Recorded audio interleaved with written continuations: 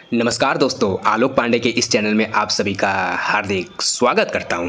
आज हम लोग बात करने वाले हैं बैंक ऑफ महाराष्ट्र के ऊपर। अब आप कहेंगे सर बैंक ऑफ महाराष्ट्र के ऊपर आप क्यों बात करने वाले हैं? क्योंकि आप देख सकते हैं कि मेरे जो व्हाट्सएप ग्रुप है उसमें मेरे एक सब्सक्राइबर ने मुझसे पूछा कि सर महाराष्ट्र बैंक शेयर लेने का क्या ये सही टाइम है?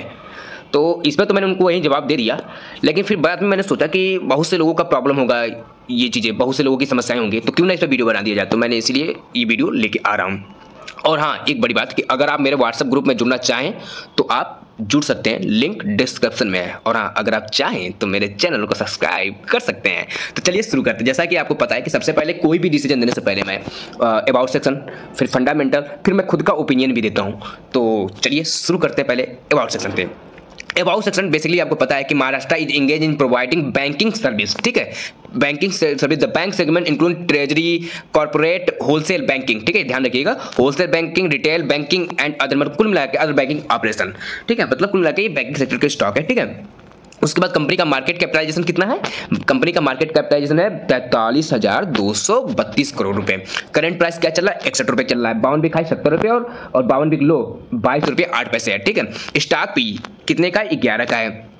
बुक वैल्यू कितने का है? 23 रुपए का है। ROCE कितने का? 4.44%, जबकि होना कितना चाहिए? 15। ROE कितना है? 17.4%, ठीक ठाक है। और फेस वैल्यू कितने का? 10 का है। एक बात मैं आपको बता दूं कि जितने भी बैंकिंग सेक्टर स्टॉक होते हैं उनके ROC और ROE दोनों कम होते हैं, लेकिन इस कंपनी का, इस बैंकिंग सेक्टर का जो है ROE आप देख सकते हैं कि 17.4 है। अपने आप में बड़ी बात है। ठीक है, अब हम कंपनी के प्रोज एंड कॉन्स देखेंगे। तो प्रोज में कंपनी देख सकते हैं कि company is expecting to give quarter result, मतलब कंपनी से अच्छा की जा रही है कि जो मार्च 2023 का 2024 क्वार्टर रिजल्ट होगा वो बेहतरीन होगा। CAGR 34.1% का है, जो बहुत अच्छा है। Company has maintaining healthy dividend भी दे रही है 20.9% का। ठीक है, पे आउट डिविडेंड है। ठीक है, उसके बाद स्टॉक इज ट्रेडिंग, मतलब अपने बुक वैल्यू से 2.6 गुना ज्यादा ट्रेड कर रही है। अच्छा, तो कंपनी के इसमें देखिए बैंकिंग सेक्टर के जितने भी स्टॉक है उनके डिमांड बढ़ गए हैं। तो डिमांड क्यों बढ़े हैं अभी मैं लास्ट में बताऊंगा कि डिमांड बढ़े क्यों है, तो उसको देखते रहिए, वीडियो को पूरा देखते रहिए।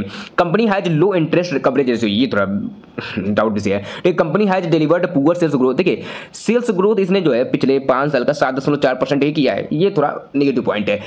टैक्स रेट सिम्स लो। ठीक है, company has low return. ROE कितने का है? 10.9% का लास्ट 3 साल का दिया हुआ है। ठीक है, कंटिजेंट लेवल्टी 30,931 करोड़ का जो है लेवल्टी है इनके ऊपर।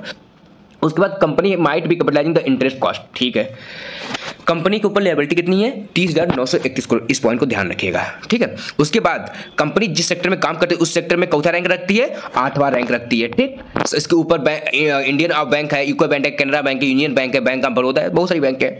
और उसके बाद इनकी रैंक कितनी आती है? 8वीं। देखिए कंपनी ग्रो करेगी कि नहीं करेगी, ये कंपनी का डिपेंड करता है कि ईयर ऑन ईयर और क्वार्टर एंड क्वार्टर माफी चाहेंगे, quarter and quarter sales growth क्या है।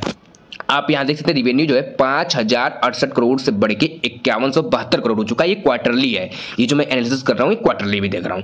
तो क्वार्टरली में रिवेन्यू आपने क्या देखा कि बढ़ा है, पिछले क्वार्टर की अपेक्षा बढ़ा है, लेकिन आप देख सकते हैं कि हर एक क्वार्टर में बढ़ रहा है डे बाय डे, ये बहुत प्लस पॉइंट है। उसके बाद ऑपरेटिंग प्रॉफिट आप देख सकते हैं कि लास्ट 2 क्वार्टर का बढ़ गया है, लेकिन उसके पहले घटा था, उसके पहले और कम हुआ था, फिर सडनली ह्यूज जंप आई थी, मतलब 89 करोड़ से बढ़ के 458 करोड़ हुआ।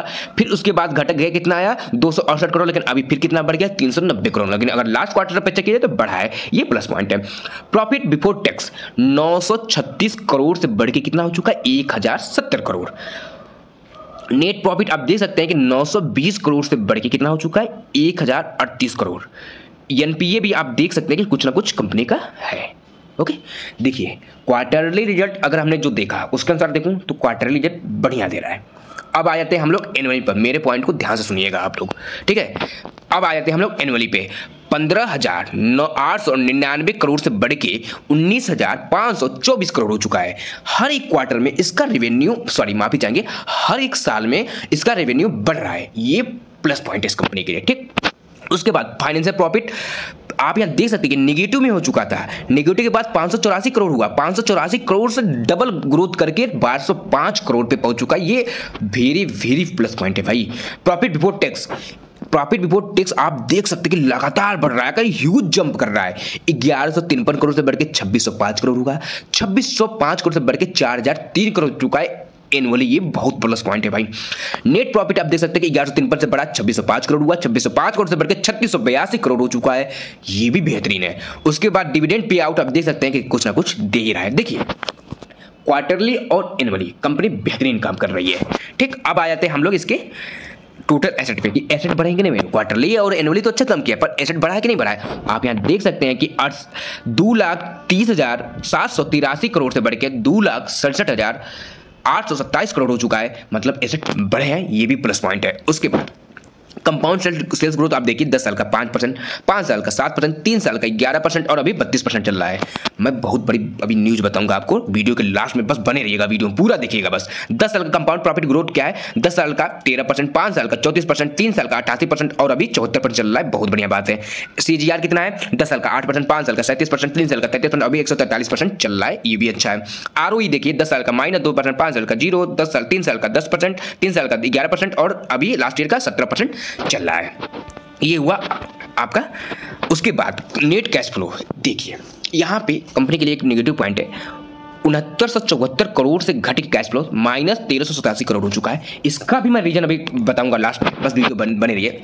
उसके बाद प्रमोटर होल्डिंग 86.46% की लगातार कांस्टेंट रही है। FI भी इन्वॉल्व है 0.45%, DI भी इन्वॉल्व है 4.71% और पब्लिक तो 8% है ही। अब मैं आपको इसके चार्ट पैटर्न पे लेके चल रहा, तो ये चार्ट पैटर्न पे हम लोग आ चुके हैं। आप यहाँ देख सकते हैं कि 61 रुपये रेट चल रहा है इसका। एक सप्ताह में 1.3% की गिरावट दर्ज की हुई है, लेकिन एक महीने में 13.17% का रिटर्न दिया हुआ है और एक साल के में आपके 65 को 144% का रिटर्न दिया है। मतलब अगर आपने एक लाख रुपये इस कंपनी में एक साल पहले लगाए होते तो प्रेजेंट टाइम में वो 2,44,000 रुपये हो गए होते। और अगर हम 5 साल का इसका देखें तो 5 साल में 384% का रिटर्न दिया हुआ है। उसके बाद डेब्ट टू इक्विटी रेशियो अभी दिया नहीं है यहाँ पे। अब हम बात करते हैं अपने ओपिनियन की। देखिए कंपनी ईयर ऑन ईयर जो कर रही है, कंपनी ईयर ऑफ ईयर जो काम कर रही है, ईयर ऑन ईयर बेहतरीन है। ठीक, प्लस पॉइंट वो दे रहा है। उसके बाद क्वार्टरली का अगर आप देखें, क्वार्टर ऑन क्वार्टर वो भी बेहतरीन है। ठीक, उसके बाद इसके नेगेटिव पॉइंट कुछ क्या है कि इसके जो DI है, DI वो थोड़ा कम हो रहे हैं, ये नेगेटिव पॉइंट है, लेकिन है 4%, ये बहुत बड़ी बात है। सेल्स ग्रोथ आप देखेंगे कि पिछले कई सालों का तो वो थोड़ा डाउन दिखा रहा है। तो ये डाउन होने का पिछले बहुत बड़ी वजह ये है कि पिछले अगर 3-4 साल पहले आप देखें तो इतने PSU बैंक इतने ग्रो नहीं कर रहे थे, लेकिन जब से मोदी सरकार आई हुई है तब से बैंक जो है डे बाय डे बहुत ज़्यादा ग्रो कर रहे हैं। तो आने वाले समय में ग्रो करेगा ही करेगा। अब आ जाते हैं कि किस पॉइंट पे आपको एंट्री लेनी चाहिए। देखिए अब एंट्री पॉइंट की अगर हम बात करें तो एंट्री जो आप लेंगे, जहाँ तक मुझे लगता है कि वो आप 50 रुपये के आसपास जब आए प्राइस का रेट, तब आप एंट्री ले लीजिए। और जहां तक मेरा एनालिसिस करता है कि जैसे ही इलेक्शन आएगा, जैसे नजदीक इलेक्शन आएगा, इलेक्शन नजदीक जैसे आएगा, कंपनी जो है ग्रो करती रहेगी। हाँ, इलेक्शन के बाद थोड़ा ही फिर डाउन दिखाएगा, लेकिन अंततः अगर आप लॉन्ग टर्म के इन्वेस्टर हैं तो आप बिल्कुल डेफिनेटली आप चले जाइए, कंपनी अच्छी है। ये सिर्फ एनालिसिस मेरा एजुकेशन पर्पज से है। और हाँ, अगर आप चाहें तो मेरे चैनल को सब्सक्राइब कर सकते हैं।